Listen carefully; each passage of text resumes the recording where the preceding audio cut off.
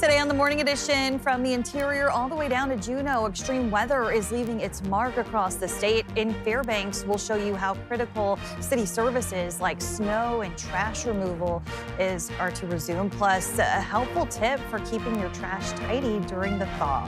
Meantime, Anchorage's frigid temperatures are putting the city's most vulnerable at some risk.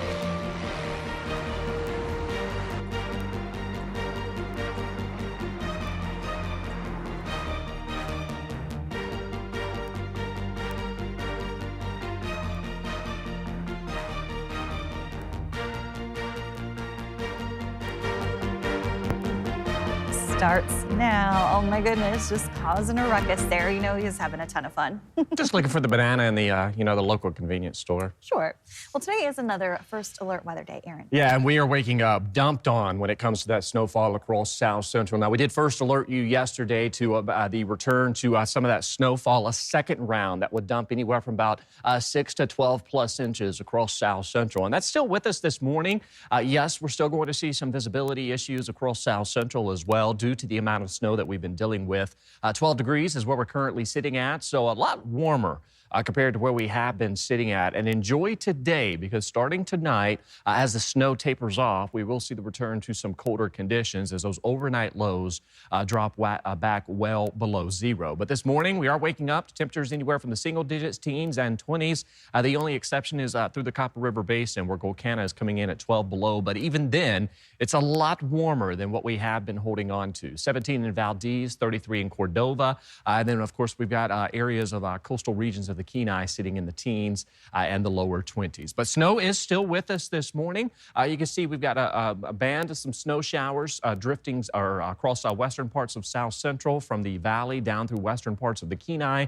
And then we've got another band of some snow as you head out towards Valdez as well as Cordova. Well, this is where we're going to see a heavier band of activity for parts of eastern Prince William Sound. So expected to see several more rounds of that snowfall as we head on through the remainder of today. You can see blizzard warnings, winter weather advisories. We've got that high surf advisory out towards Kachemak Bay and southern parts of the Homer Spit, where we could see large breaking waves of 5 to 9 feet. That will coincide today with the highest tide cycle, where we'll see some of that greatest potential for those large breaking waves. But snow remains with us. We'll pick up several more inches. Any shift in this band of some snowfall to the west could lead to heavier amounts for Anchorage. So we still will see that potential for 5 to 10 inches across most of South Central. I'll have more on that in that 7-day forecast coming up.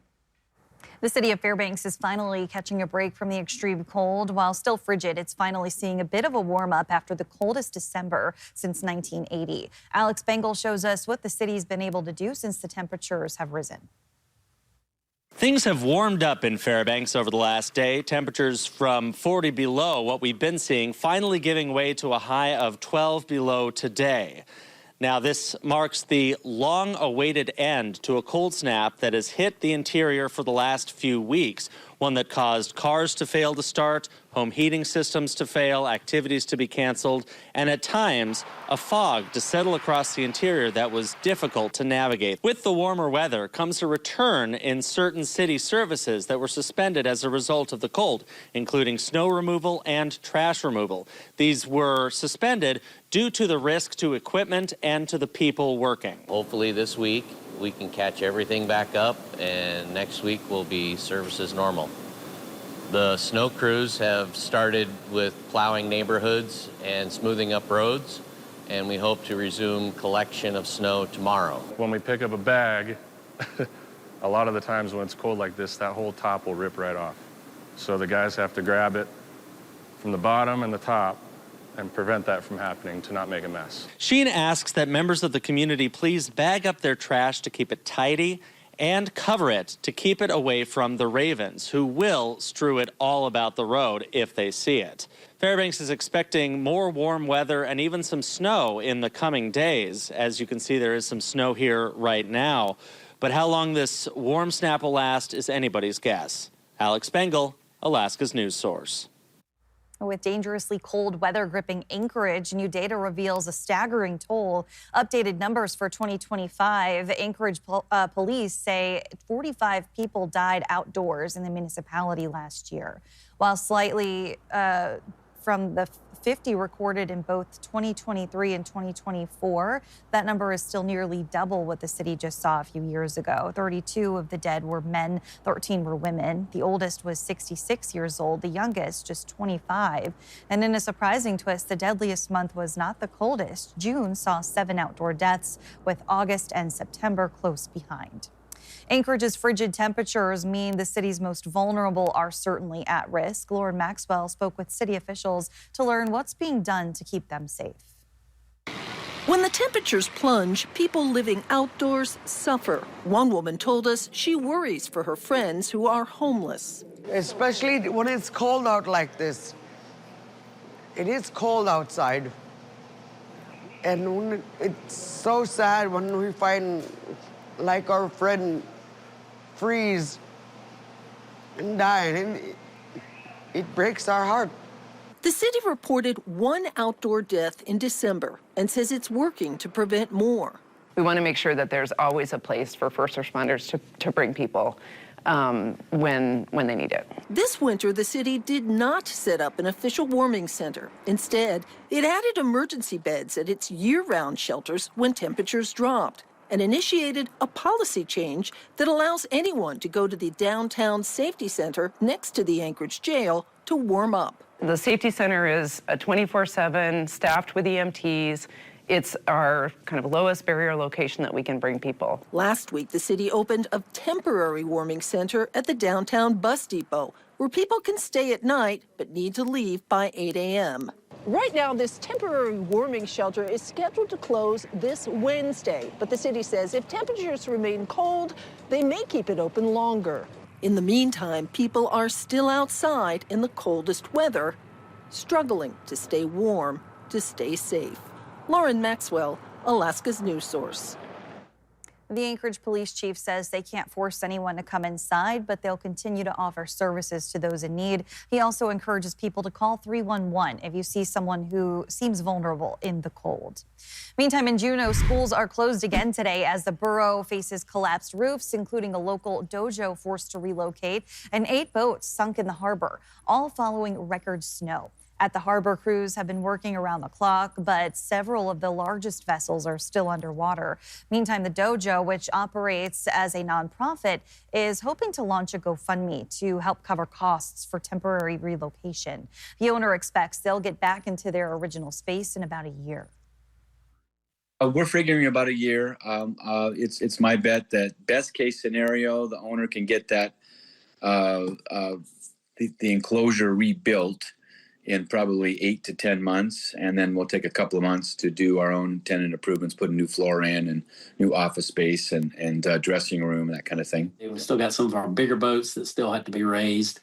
And as soon as the weather improves, after we get those up out of the water, then we'll start figuring out plans from there, whether the boats have to get disposed of or if they're salvageable. But we're taking it one little bit by time, piece by piece here. Both the dojo and the harbor say they're waiting for better weather to assess the full damage. An Alaska state trooper has been cleared in a fatal officer-involved shooting. The Office of Special Prosecutions determined Sergeant Daniel Cox was justified in his use of deadly force in a September 2025 incident in Anchor Point. It happened while troopers were attempting to serve an active arrest warrant on 30-year-old Tyler Moyer at the Stariski State Campground. Troopers say upon contact, Moyer ran away, then turned and brandished a large knife. Sergeant Cox shot at Moyer, who died at the scene. A new city ordinance is now in effect in Anchorage, aimed at protecting tenants. Augusta McDonald breaks down what this means for both landlords and renters and why assembly members say it will incentivize safer housing.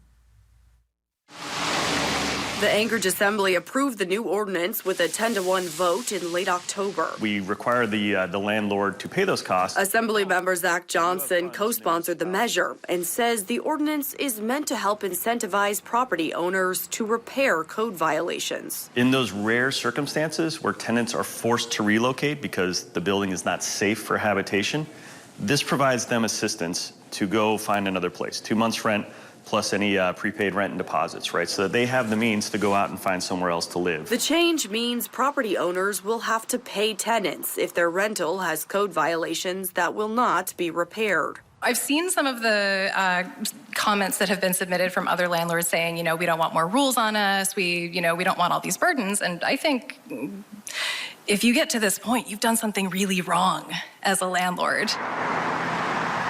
Property owner and manager Widener Apartments owns a large share of the rental properties in Anchorage. In response to the new ordinance, spokespeople say in part, as such, we don't anticipate any challenges exceeding the standards that Ordinance 2025-93S establishes, and will work with the city to provide real-world input as we navigate the new policy in the future. Assemblymember Johnson said as of late December, the new ordinance had not been put to use by city code enforcement. Augusta McDonnell, Alaska's news source. Find a detailed breakdown on the ordinance on our website and on our news app. Coming up, flames engulf a Matsu car wash, leaving behind a trail of destruction. But despite the devastating loss, we'll show you how the owner of Palmer's Super Suds is showing incredible resilience and a remarkable plan to give back to the community. Snow totals continue to climb across South Central with numerous weather alerts in effect across the region. I'll have more on that, but first at sunrise, 10:08 in Anchorage, 10:45 in Fairbanks. Your full forecast is next. Welcome back in on this Tuesday morning with a look from our roof over Midtown. Kind of hazy out there, Aaron, and look, there's a big old icicle sticking straight down the middle. Yeah, we're kind of seeing somewhat of a thaw across South Central as those temperatures have warmed quite nicely from those sub-zero values we have been dealing with, but still a first alert weather day across South Central. An additional 5 to 10 inches of snowfall will be possible across the region. Now, we do have a high surf advisory for Kachemak Bay and southern parts of the Homer Spit throughout the day. Of course, this will largely see some of the greatest impacts coinciding with high tide throughout today. Of course, the large breaking waves of 5 to 9 feet will be the biggest issues. That'll lead to some beach erosion. We could also see some freezing spray, particularly in areas that continue to remain well below freezing for parts of the coast. Now, this is snowfall totals as of this morning that I have found. Now, some of these snowfall totals coming in from 10 p.m. last night, so they likely have increased since then. But notice that many areas have seen 5 to about 11 inches of snowfall. You can see out towards Coho on the Kenai, 11 inches, Rabbit Creek. Now, this was about 10 o'clock last night, about 5 inches of snowfall. And for some areas on those lower side, those 4 to 5 inches that you're seeing, multiply that by about 2, and that's roughly what you're seeing in terms of snowfall totals this morning across South Central. Still holding on to several locations where we've got winter weather advisories, winter storm warnings, as well as a blizzard warning as you head through western parts of Prince William Sound. So we are going to favor some gusty conditions for coastal areas of South Central, particularly as you head out towards Kachemak Bay. But there's our area of low pressure staying with us, keeping that moisture in play for the remainder of today. Things are drying out on the backside of this low. And as that low continues to build off towards the east and that snow comes to an end later today, we are going to see those winds shifting around out of the northwest. And this is going to funnel in some colder conditions. You can already see on the backside of that low, we've got these winds out of the northwest out towards southwest Alaska. Winds up to 25 miles per hour in Kodiak, 33 in Cold Bay,